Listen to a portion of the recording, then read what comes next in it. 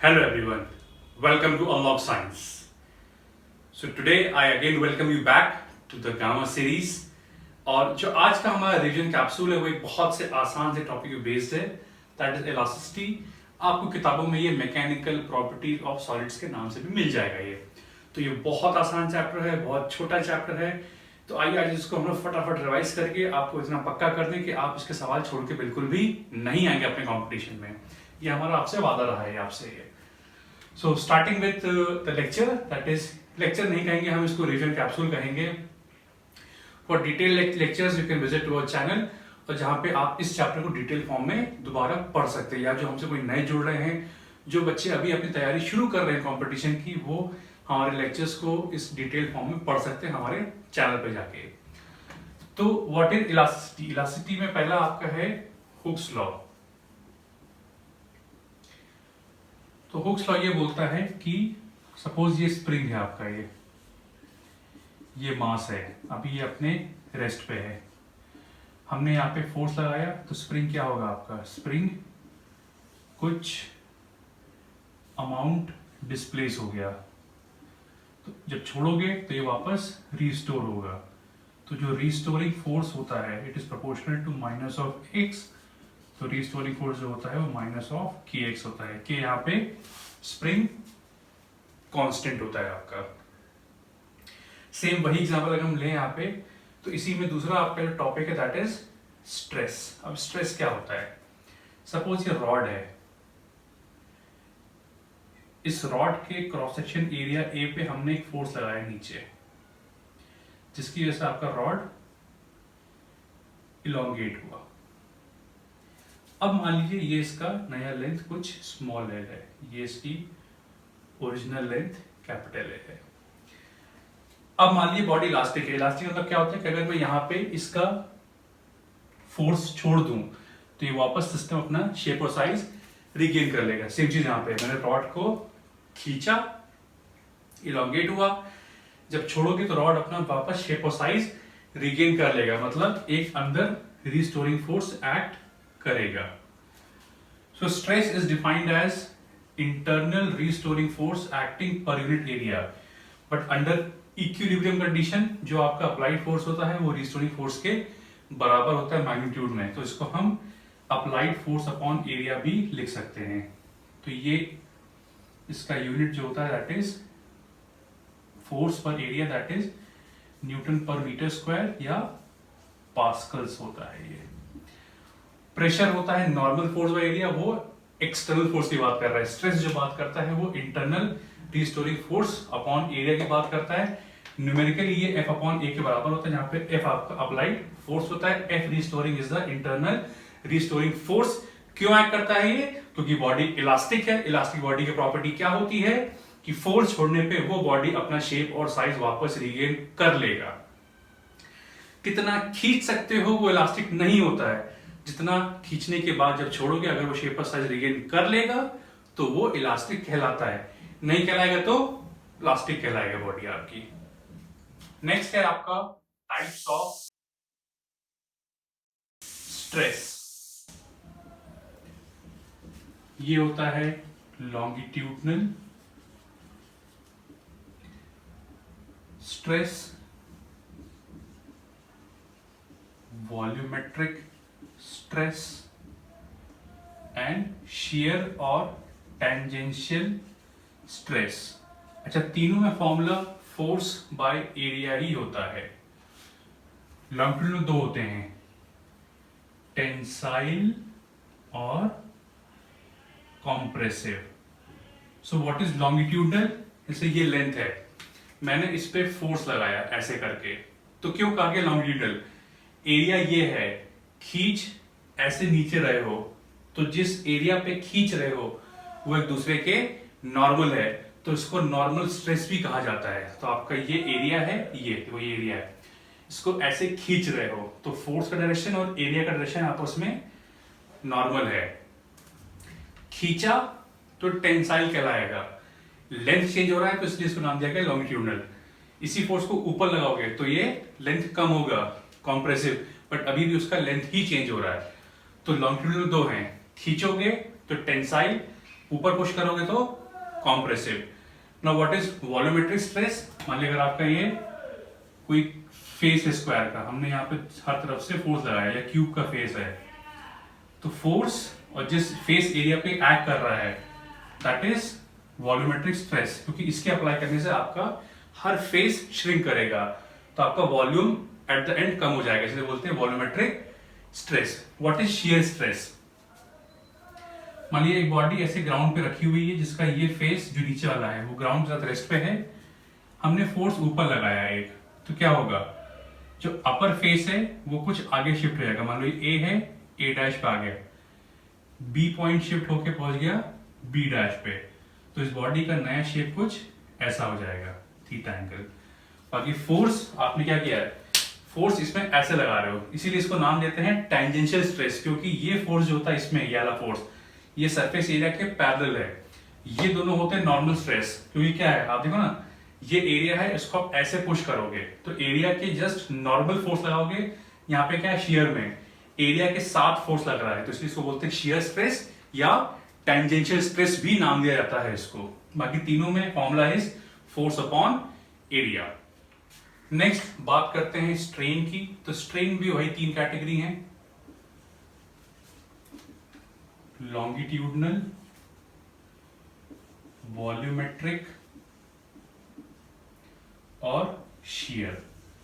तो basically strain में होता क्या है, जब हम रॉड खींच रहे थे तो शुरू में कुछ लेंथ है, खींचा तो एक नई लेंथ आ गई, तो स्ट्रेन बेसिकली होता है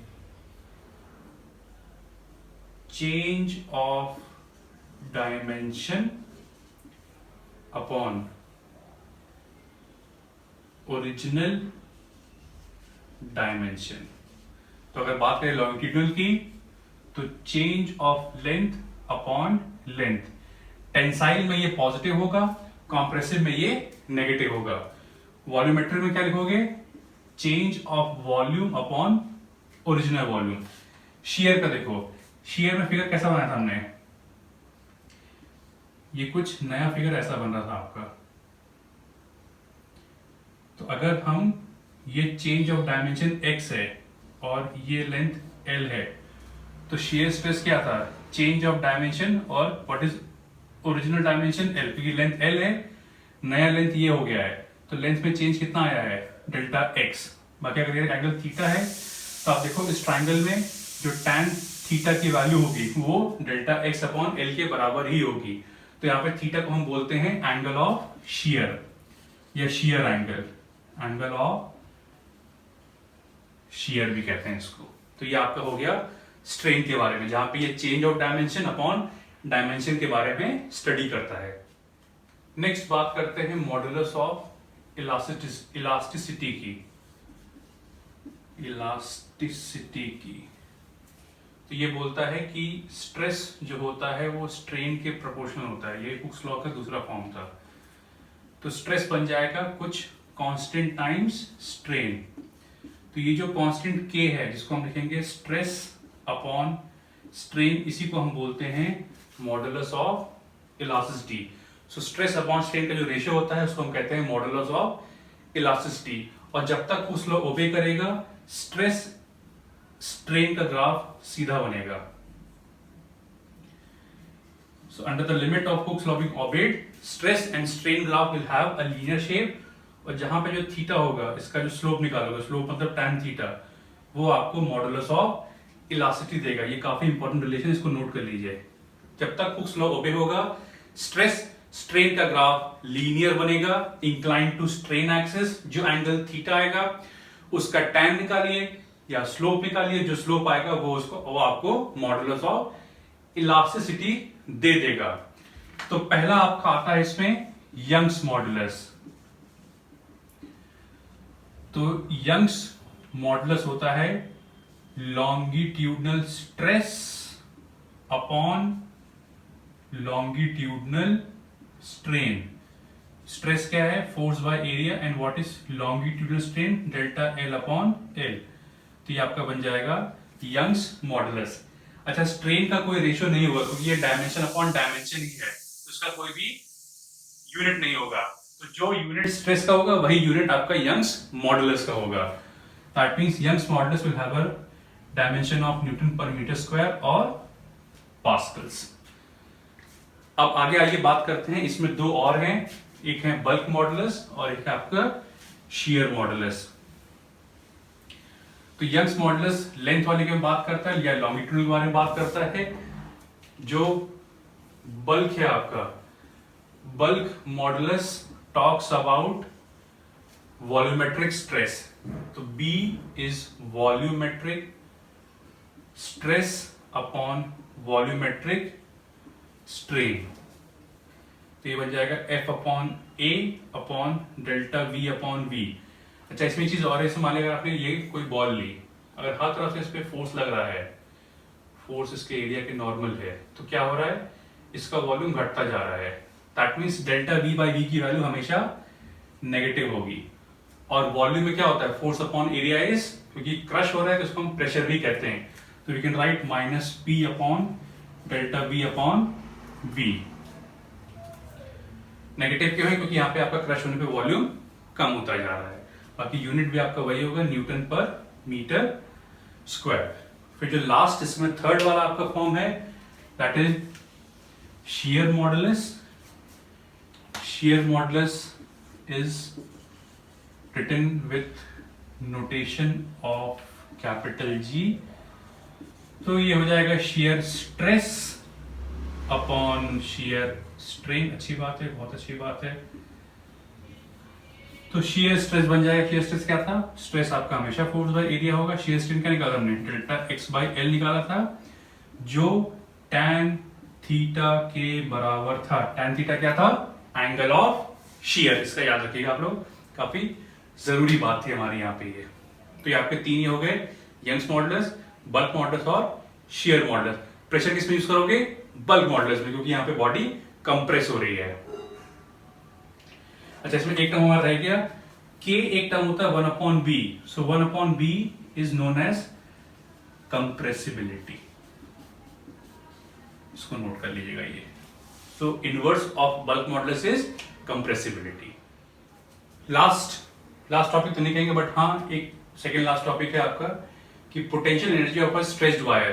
तो यहाँ पे हमने इस पे फोर्स लगाया, जिसके वजह से आपका ये वायर स्ट्रेच हुआ है। इनिशियल लेंथ कैपिटल L है, एरिया आपका A है और लेंथ आपका स्मॉल l है। तो जब इसको स्ट्रेच करोगे और जब छोड़ोगे तो ये ऊपर भागेगा। दैट मीन्स यहां से यहां तक हमने जब फोर्स लगाया कि कुछ अमाउंट डिस्प्लेस हुआ है, तो work into displacement, sorry work is force into displacement. So on applying this force आपने कुछ डिस्प्लेसमेंट क्रिएट किया, जिसकी वजह से आपने कुछ फोर्स अप्लाई किया है। बॉडी इलास्टिक है तो क्या होगा, जैसे इसको आप छोड़ोगे ये ऊपर भाग जाएगा। मतलब जो मैंने वर्क किया वो इस वायर के पोटेंशियल एनर्जी में जाके स्टोर हो गया, जिसका फॉर्मूला होता है half Y A upon L into L. L जो डिफॉर्मिंग लेंथ है उसका स्क्वायर, या इसको आप वापस फॉर्मुलेट करोगे तो half into stress into strain into volume आएगा आपका।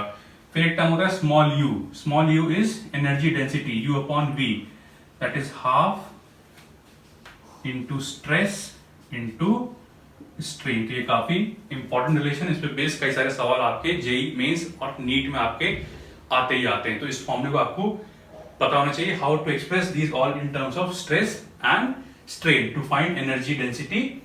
और आपको एनर्जी निकालना है तो half into stress into strain into वॉल्यूम। और इसमें जो आखिरी टॉपिक है that is your Poisson's ratio. तो पॉइजन्स रेशियो एक एक्चुअल सिचुएशन के बारे में बात करता है। तो पॉइजन्स रेशियो में ये होता है कि मान लीजिए कोई वायर है आपका, आपने इसको खींचा, तो जब खींचोगे तो लेंथ बढ़ेगा। तो मान लीजिए ये नया लेंथ हो गया, इसको वॉल्यूम कंजर्व करना है। तो वॉल्यूम क्या होता है, एरिया इंटू लेंथ। जब इसको आप दो तरफ खींचोगे तो क्या है, इसका लेंथ बढ़ रहा है, वॉल्यूम कांस्टेंट है। तो जब लेंथ बढ़ेगा तो एरिया को घटना पड़ेगा, तभी आपका वॉल्यूम पूरे वायर का हमेशा कांस्टेंट रह पाएगा। तो एक टर्म होता है सिग्मा, पॉइजन्स रेशियो। देखो जब खींच रहे हो तो लेंथ बढ़ रहा है, और आप देख रहे हो शुरू में ये रेडियस है और बाद में रेडियस ये हो गया, तो आपका रेडियस कम हो रहा है। सो अलोंग द लॉन्गिट्यूडनल और अलोंग द लैटरल आपके दोनों स्ट्रेन डेवलप हो रहे हैं। तो minus lateral strain upon longitudinal strain gives you Poisson's ratio। तो माइनस यहाँ पे क्या आपका रेडियस चेंज हो रहा है, तो डेल्टा आर अपॉन आर या डायमीटर ले लो, delta D upon D upon longitude क्या होता है delta L upon L. Minus क्यों लगाया, क्योंकि रेशियो ये एक पॉजिटिव नंबर होगा, तो जब लेंथ बढ़ेगा तो डायमीटर घटेगा, तो इसमें कोई एक रेशियो नेगेटिव होगा, कोई एक रेशियो पॉजिटिव होगा। So to obtain a positive quantity हमने यहाँ पे इसको नेगेटिव लगाया है। ऊपर भी स्ट्रेन है, नीचे भी स्ट्रेन है, तो ये इसका कोई भी डायमेंशन नहीं होगा यहाँ पे आपका। तो एक्चुअल में पॉइजन रेशियो की हेल्प से हम दोनों स्ट्रेन के बीच के रिलेशन को फाइंड करते हैं कि क्या रिलेशन होगा। जब खींचोगे तो लेंथ बढ़ेगा, डायमीटर घटेगा, कंप्रेस करोगे डायमीटर बढ़ेगा और लेंथ घट जाएगा, तो उनका जो रेशियो होता है स्ट्रेन्स का, that is called Poisson's ratio. So friends, this was all about the chapter elasticity. Hope मैंने आपको अपनी जितनी कोशिश की मैंने आपको समझाने की, बताने की, जितना मैं कवर कर पाया आपके लिए, मैं उम्मीद करता हूं कि आपके लिए ये काफी हेल्पफुल रहेगा। And I hope you can gain something from this revision capsule. बाकी जो हम लोग इसमें मेहनत कर रहे हैं रिविजन कैप्सूल में, वो आपके काम में आ सकता है। आपके सवाल लगाने की कैपेबिलिटी को बढ़ाएगा वो, ताकि आप जेई में अच्छा या जेई या नीट में आप जो भी एग्जाम दे रहे हैं उसमें आप अच्छा स्कोर कर सकें। Rest we wish you all the best from Team Unlock Science and from Team Gamma, that you score well in your examination in your JEE and NEET papers।